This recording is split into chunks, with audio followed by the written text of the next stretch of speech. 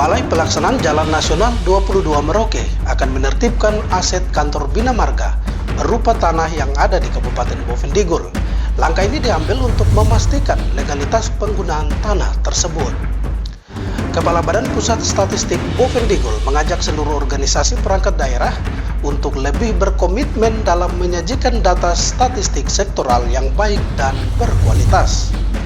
Halo, selamat pagi Bapak Mama dan Mbak Saudara dong semua. Itulah dua topik berita pagi ini yang akan kami sajikan bersama berita lainnya. Edisi hari ini, Rabu 5 Juni 2024. Bersama saya Fernando Kakurung. Inilah Infodigul selengkapnya.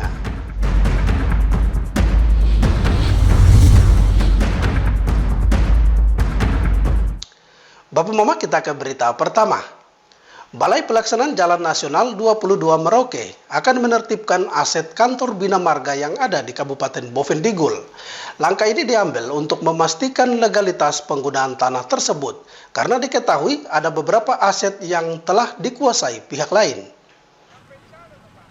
Kepala Balai Pelaksanaan Jalan Nasional 22 Merauke, Gunadi Antariksa, menjelaskan tujuan kedatangannya ke Bovendigul selain meninjau jalan nasional, pihaknya juga akan menertibkan aset kantor yang disalahgunakan oleh pihak lain di Bovendigul.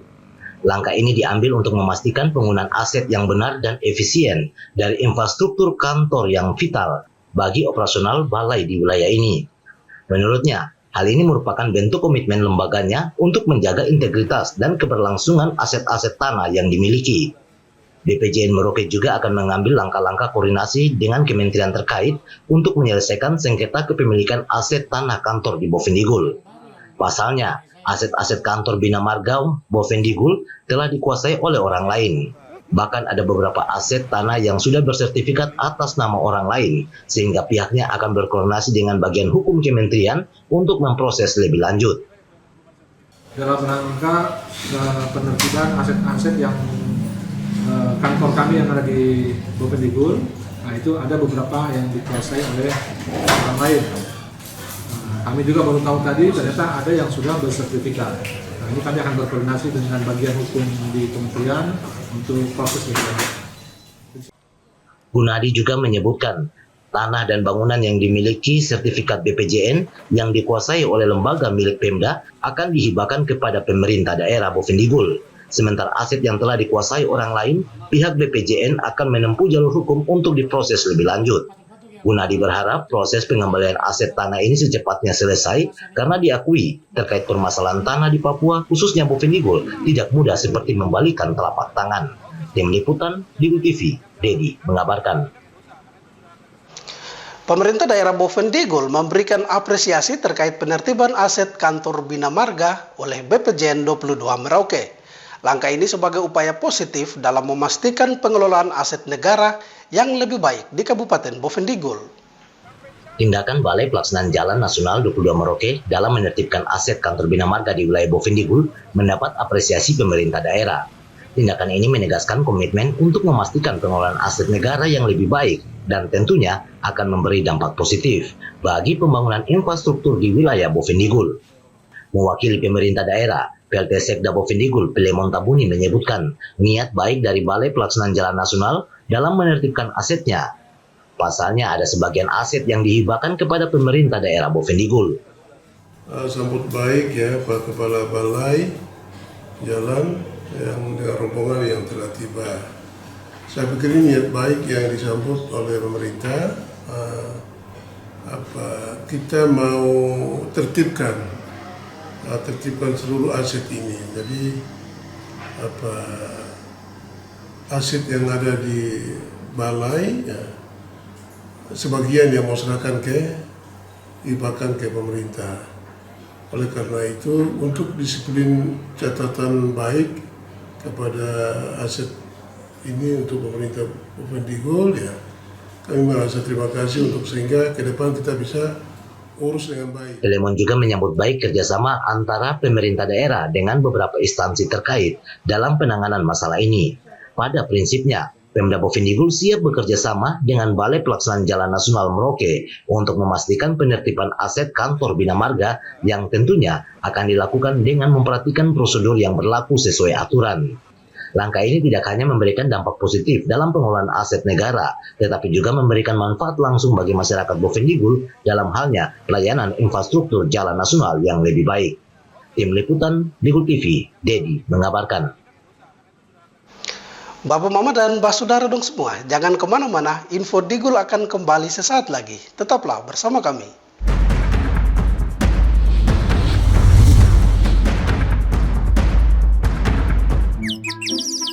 Ini bapak, ini ibu. Dulu, katanya hubungan mereka itu sulit. Kalau kangen, ribet. Harus tulis surat, ngabisin kertas. Mesti jadi sultan kalau mau telepon gebetan. Mau nanya kabar, harus pakai atraksi. Kalau sekarang, semua serba digital. Apa aja digital. Surat-suratan, non-stop chattingan, telepon gebetan, internet jadi andalan. Sekarang, kita makin terkoneksi dengan pembangunan infrastruktur digital yang lebih merata. Kominfo mewujudkan transformasi digital di Indonesia. Membuat Indonesia terkoneksi, makin digital, makin maju. Lain dulu, lain sekarang, kini terkoneksi.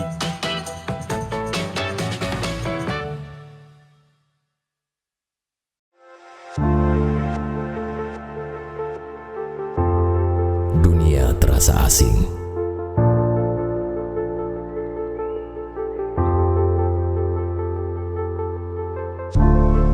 Karena makna yang hilang. Manusia dengan topeng dipertontonkan. Berjalan dengan arogan. Hanya untuk menutupi kekurangan.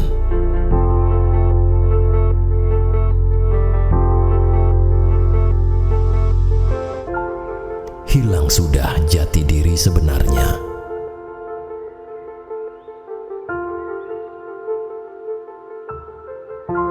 Jujurlah, walaupun menyakitkan.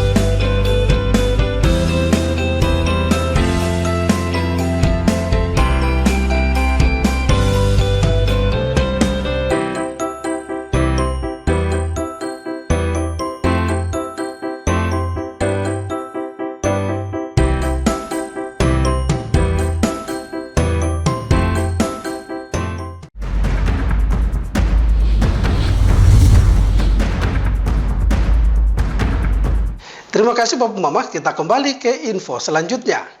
Kepala Badan Pusat Statistik Bovendigul, Novinta Damayanti, mengajak seluruh organisasi perangkat daerah untuk lebih berkomitmen dalam menyajikan data statistik sektoral yang baik dan berkualitas.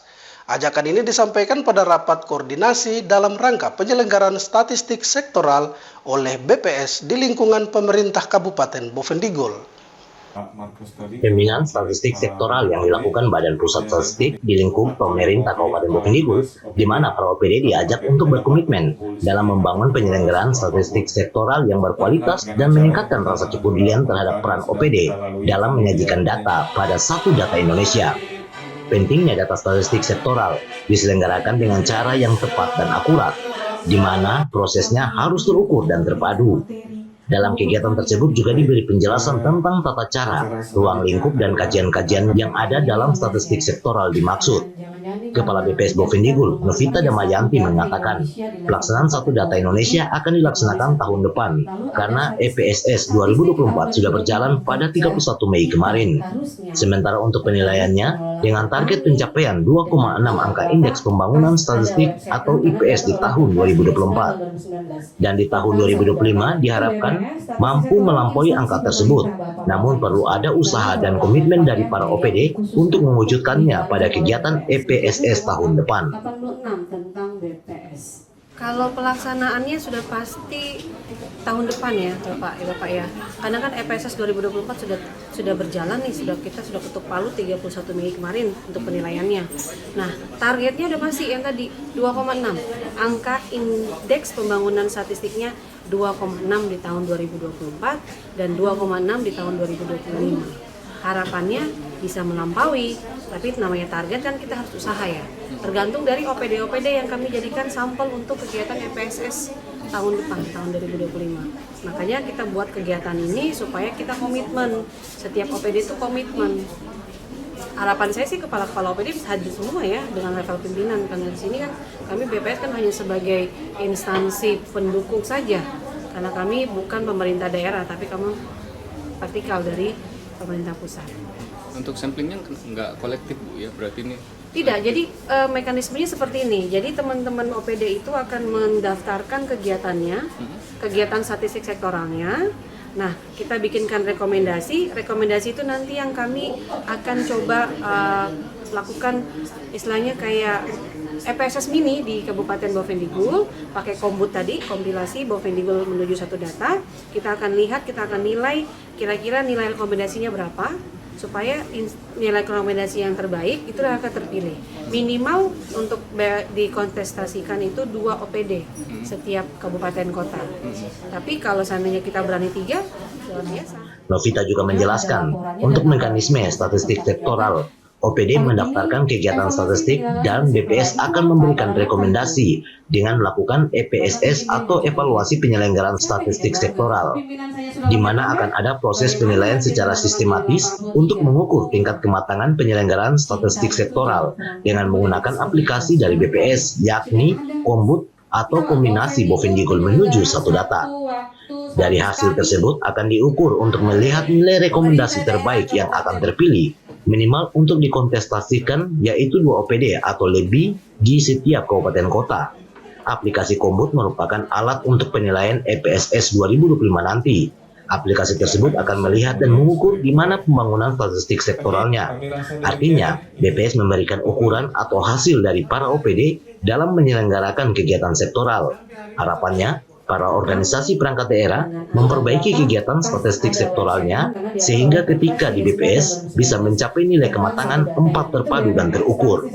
Level pelayanan publik tersebut bisa sampai ke masyarakat dan statistik sektoral dijalankan dengan baik dan benar, efektif serta efisien, agar bisa menghasilkan indeks pembangunan statistik 2,6 dengan kategori baik. Kepala BPS Bovendigul optimis Bovendigul bisa melampaui nilai 2,6 indeks pembangunan statistik di tahun 2025. Tim Liputan, Digul TV, Anis mengabarkan.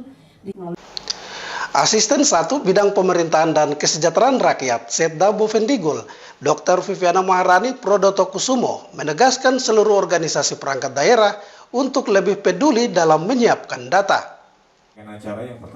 Dalam rapat koordinasi penyelenggaraan pembinaan statistik sektoral oleh BPS di lingkup pemerintah daerah, Asisten 1 Bidang Pemerintahan dan Kesra Setda Bovendigul, Dr. Viviana Maharani, menegaskan kepada seluruh OPD untuk lebih memperhatikan dalam pemberian data yang berkualitas. Organisasi perangkat daerah merupakan produsen yang menyajikan data untuk penyelenggaraan statistik sektoral karena data merupakan salah satu unsur yang sangat penting dalam meningkatkan nilai indeks pembangunan statistik. Data tersebut juga harus dijaga dan diperhatikan untuk kelancaran perencanaan pembangunan ke depan. Penyajian data sektoral merupakan tugas dari para OPD untuk menyiapkannya. Diakui dirinya sangat prihatin dengan peringkat 3 stunting yang didapat Kabupaten Bovendigul karena terkait dengan kurangnya disiplin dalam memberikan data dari operator maupun para OPD. Data Indonesia di Kabupaten Bovendigul. Jadi ini fresh, masih fresh. Saya baru dari Jayapura, dari Merauke. Ya, ada Dokter Meli, Kepala Dinas Kesehatan ikut juga di sana. Kami lihat hasilnya. Stunting itu tidak, ini dalam rangka data ya. yang kelihatannya kepala-kepala OPD sekarang ini sudah tidak terlalu peduli mungkin. Kenapa? Karena juga kita selalu juara yang kecil. Laporan keuangan juara 4 dari 4 kabupaten, luar biasa. Kita kerja di sini untuk apa sih? Sebagai kepala yang hebat-hebat. Ya. Di sini kita akan bikin komitmen. Bagaimana tersedianya data di masing-masing OPD. Jangan, sangat susah sekali. Saya punya pengalaman waktu saya bikin grand design pendudukan, ya, pembangunan. Sangat sulit, beberapa OPD itu dibawa sama operat yang lama, dana itu bukan punya pribadi kita. Ya. Pindah ya harus tinggalkan, kamu digaji untuk itu kok. Bukan, itu perilaku sekarang. Menghilangkan data, mengambil data, menyimpan data. Padahal itu sangat penting untuk kita merencanakan. Menurut Viviana, dalam penyediaan data, para OPD seperti sudah mulai tidak peduli, sehingga mulai pembinaan statistik sektoral ini akan dibuat komitmen bersama untuk persediaan data di masing-masing OPD harus lebih baik dan akurat. Jangan sampai data yang sudah disiapkan di masing-masing OPD dibawa oleh operator lama, karena data tersebut bukan milik pribadi. Jika pindah harus ditinggalkan, karena data tersebut sangat penting untuk para OPD dalam merencanakan pembangunan ke depan. Dirinya berharap semua OPD harus bekerja dengan integritas dan kejujuran, karena hal tersebut mudah dibicarakan, tetapi sulit untuk diimplementasikan. Tim Liputan, Digul TV, Anis mengabarkan. Bapak, Mama, dan Pak Saudara dong semua, info Digul akan kembali sesaat lagi. Tetaplah bersama kami.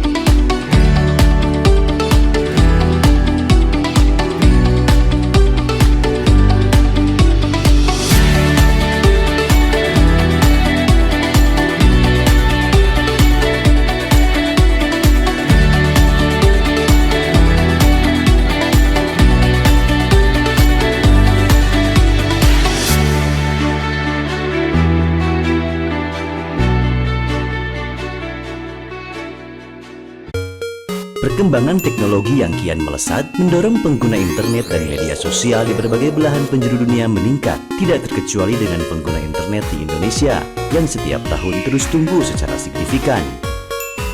Keberadaan internet, terutama media sosial, telah memberikan banyak kemudahan dalam mendapatkan akses informasi, komunikasi, dan hiburan. Namun, selain manfaat positif, kehadiran internet pun turut mengundang berbagai kemungkinan masalah. Agar terhindar dari penyalahgunaan media sosial, mari kita belajar cara menggunakan media sosial secara bijak. Pertama, tidak sembarangan membagikan data pribadi di media sosial. Pengguna internet mesti mengetahui informasi mana yang bisa menjadi sumber masalah dan dimanfaatkan oleh pihak tidak bertanggung jawab untuk hal-hal yang tidak baik. Jadi, sebisa mungkin hindari membagikan informasi pribadi seperti alamat rumah, kantor, atau detail dan jadwal kehidupan sehari-hari. Kedua, berhati-hati membagikan konten. Hindari menyebarkan konten pornografi dan sara seperti informasi yang ditujukan untuk menimbulkan rasa kebencian dan permusuhan individu atau kelompok masyarakat tertentu berdasarkan suku, agama, ras, dan antar golongan. Ketiga, berhenti membagikan berita yang tidak jelas sumbernya. Pengguna harus selektif pada sumber informasi yang tepat dan harus berpijak pada fakta dengan menunggu klarifikasi dan konfirmasi.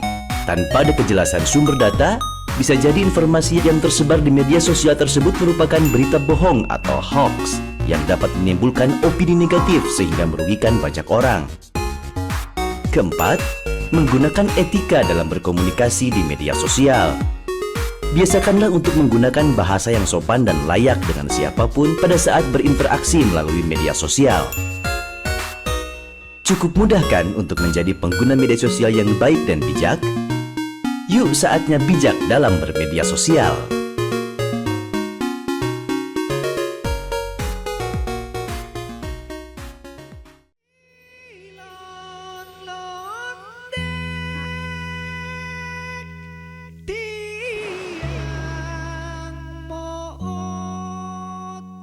Aku tidak takut bermimpi.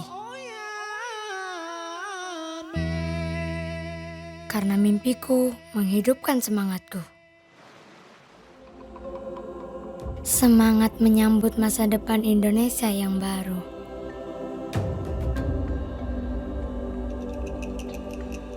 Dengan kekayaan alam yang terawat dengan baik.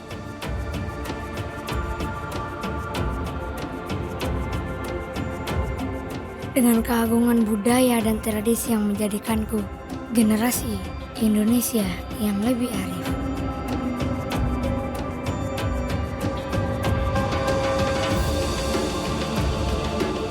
Dengan keragaman potensi kehidupan untuk menyalakan kreativitas.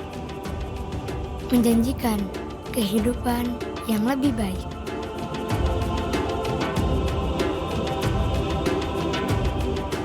Aku adalah inspirasi bangsaku yang dibangun dengan kerja keras.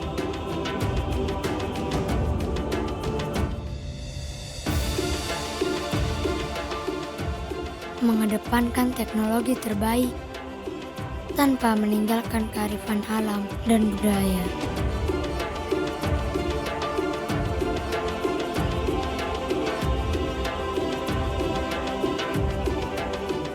Aku kebanggaan bagi Indonesia, kebanggaan bagi dunia, karena aku Nusantara.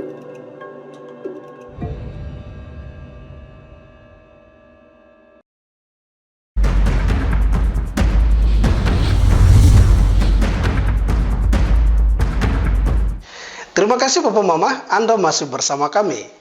Pemerintah Kabupaten Bovendigul secara resmi membuka kegiatan pelatihan komputer bagi orang asli Papua di lingkungan Dinas Tenaga Kerja dan Transmigrasi. Diharapkan melalui pelatihan komputer ini menjadi dasar bagi generasi Papua dalam mengisi setiap lapangan pekerjaan di daerah ini. Kegiatan pelatihan komputer bagi orang asli Papua yang diselenggarakan Dinas Tenaga Kerja dan Transmigrasi Bovendigul dibuka oleh staf ahli Bupati Bidang Ekonomi dan Keuangan Setda Bovendigul, Jeffrey Nirahua. Dirinya mengapresiasi pemerintah Provinsi Papua Selatan yang telah memberikan dana kepada Dinas Tenaga Kerja dan Transmigrasi Bovendigul untuk merekrut serta memberikan pelatihan-pelatihan kepada orang asli Papua. Kegiatan yang dimaksud adalah pelatihan komputer, selain itu juga ada pelatihan jahit-menjahit dan lain sebagainya. Kami pemerintah daerah mengapresiasi pemerintah Provinsi Papua Selatan yang telah membantu menggelontorkan dana untuk pelaksanaan kegiatan pelatihan komputer ini. Semoga dengan pelatihan ini kita punya anak-anak, adik-adik bisa menjadi orang hebat di tanah ini. Jadi pengusaha, jadi pegawai, cerdas membangun Kabupaten Bovendigul. Itu saja ya. Selanjutnya, Jeffrey berharap melalui kegiatan pelatihan ini anak-anak asli Papua Bovendigul bisa menjadi orang-orang yang hebat seperti PNS, karyawan perusahaan, pengusaha, dan berguna bagi daerah ini ke depan. Tim Liputan Digul TV, Herman mengabarkan. Meningkatkan kapasitas dan keterampilan bagi orang asli Papua, pemerintah Kabupaten Bovendigul melalui Dinas Tenaga Kerja dan Transmigrasi menggelar pelatihan komputer bagi 38 putra-putri asli Bovendigul. Meningkatkan kemampuan dan keterampilan bagi orang asli Papua, Dinas Tenaga Kerja dan Transmigrasi menggelar pelatihan komputer bagi 38 putra-putri asli Bovendigul.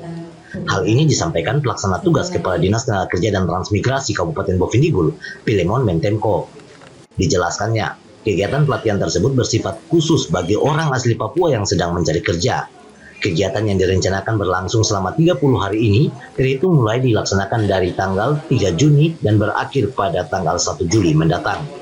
Kegiatan pelatihan ini juga bersumber dari anggaran dana otsus yang berjumlah 800 juta rupiah. Saat ini. Maksud dan tujuan pelaksanaan kegiatan pelatihan komputer khusus orang asli Papua adalah dapat memberikan pengetahuan, pengalaman, dan pemahaman tentang khususnya untuk keahlian dalam hal komputer atau keterampilan menguasai komputer. Yang kedua, dapat memberikan menambah keahlian dan keterampilan bagi pencari kerja khusus orang asli Papua. Sasaran kegiatan pelatihan komputer ini ditujukan kepada pelaksana atau dikhususkan bagi para pencari kerja yang ada di Kabupaten Bofeng Digul. Jadi yang sasaran yang sementara atau yang sekarang kita laksanakan adalah di 3 distrik, 3 kecamatan. Yang pertama distrik Mandoko sendiri, yang kedua distrik Bukit Tanah, dan yang ketiga distrik Jaya.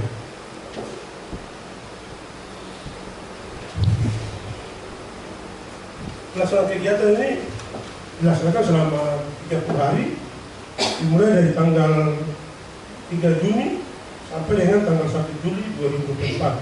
Jadi kurang lebih 30 hari. Kemudian jumlah peserta, yakni dari 3 distrik tadi, berjumlah peserta 38 orang, laki-laki 15, perempuan 17, jumlah 38 orang. Jumlah anggaran yang dianggarkan untuk kegiatan pelatihan ini berjumlah 800 juta rupiah, bersumber dari dana otonomi khusus tahun 2024. Pilemon berharap dana otsus yang dianggarkan dari Provinsi Papua Selatan kepada Kabupaten Bofeng Digul dapat digunakan sesuai dengan kebutuhan yang dimaksud, yaitu peningkatan keterampilan, kreativitas, dan inovatif.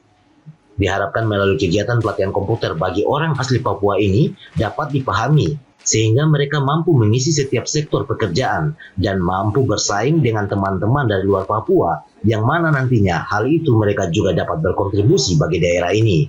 Tim Liputan, Digul TV, Herman mengabarkan.